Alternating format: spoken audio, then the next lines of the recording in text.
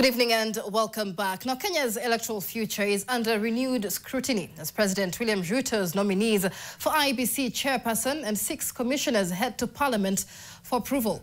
While the nominees' qualifications are not in question, the process that produced their names has sparked public outcry and demands for greater transparency. With a majority in Parliament, the government is expected to push the appointments through despite skepticism about the Commission's legitimacy ahead of the 2027 general election. Is NTV's senior reporter Ibrahim Karanja with a deep dive on the prevailing circumstances on the Commission.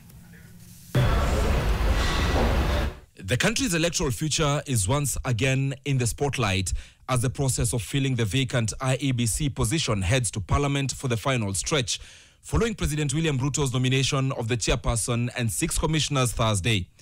The proposed chairperson, Erastus Edung Ethekon, and 6 commissioner nominees face scrutiny, not for their qualifications, but for the process that brought their names to the table. The selection process was marred by controversy.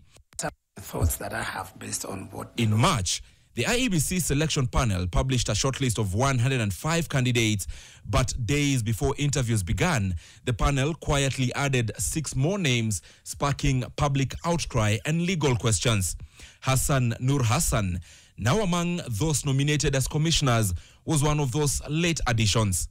The Commission on Administrative Justice, also known as the Ombudsman, demanded a public explanation for the sudden inclusions, questioning the transparency and fairness of the process. Under pressure, the selection panel stated that the additions were made to ensure regional balance, youth representation, and compliance with constitutional requirements. However, critics argue that the criteria for these changes remain unclear and that the same standards may not have been applied to all applicants.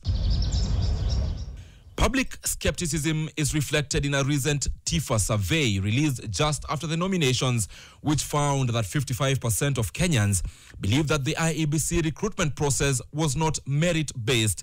The legitimacy deficit facing the Commission is significant. Adding to the transparency concerns, the Election Observation Group, ELOG, has demanded the immediate public release of the full recruitment report, also known as the exit report from the selection panel. ELOG notes that the report was submitted to President Ruto but not made public, undermining the principles of openness and accountability that the process was meant to uphold. ELOG argues that transparency and open data are fundamental for good governance, and the failure to release the report raises further questions about the integrity of the appointments. As if that was not enough, the opposition, led by Wiper leader Kalonzo Musyoka, has repeatedly criticized the process. Kalonzo and his allies cite recommendations from the National Dialogue Committee, which called for bipartisan consultation and concurrence in IEBC appointments. Yet since these concerns were first raised by the opposition, President Ruto has not publicly responded.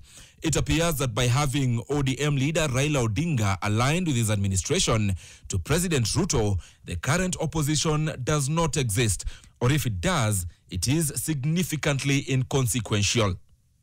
A closer look at the nominees reveals a mix of backgrounds and expertise.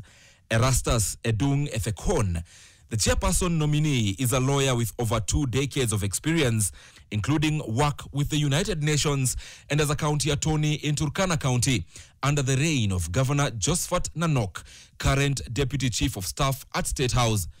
Anne Njeri Nderito from Nyandarua is a current registrar of political parties with extensive experience in electoral management. Anne is heading back home because even before she became the registrar of political parties, she had worked for the IEBC. Moses Alutalala Muhwana from Kakamega is a legal practitioner with a background in public administration. He served as a legal officer for the ANC party and a Prime Cabinet Secretary Musalia Mudavadi. Mary Karen Sorobit from Wasingishu is known for her work in civil society and community development. Interestingly, Sorobit was a member of the IEBC selection panel in 2016 that brought on board Wafula Chebukati. She had been seconded to the selection panel by the URP party.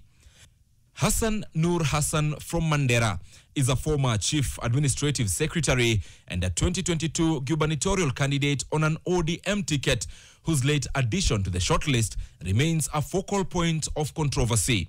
Francis Odhiambo Aduol from Kisumu is an academic and former university administrator. Fahima Arafat Abdallah from Lamu is a public health specialist with experience in grassroots advocacy. The National Assembly will now vet the nominees and decide whether to approve or reject them. Yet despite the intense public scrutiny and protests by the opposition, the approval of these IEBC nominees is widely seen as a foregone conclusion. Kenya Kwanza, President Ruto's coalition, holds a commanding majority in Parliament, an absolute majority in fact, when teamed up with Odinga's ODM that effectively controls key committees and legislative outcomes. In the recent past, Parliament has consistently endorsed the President's choices with little resistance, fueling perceptions that the legislator is firmly aligned with the executive. For the Kalonzo Musyoka-led opposition, even if it voices strong objections and calls for the bipartisan consultation, their influence in Parliament is limited. They cannot even stall, let alone block the approval process. As a result, the vetting exercise is expected to proceed smoothly, with nominees almost certain to be confirmed regardless of the dissenting voices. The stakes are high. The new commissioners will oversee the 2027 general elections and the upcoming by-elections at a time when public trust in Kenya's electoral institutions is at an all-time low.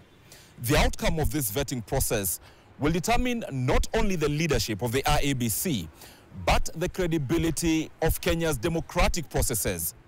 Is this the team that will rid the IEBC of the poisoned chalice tag? Only time will tell.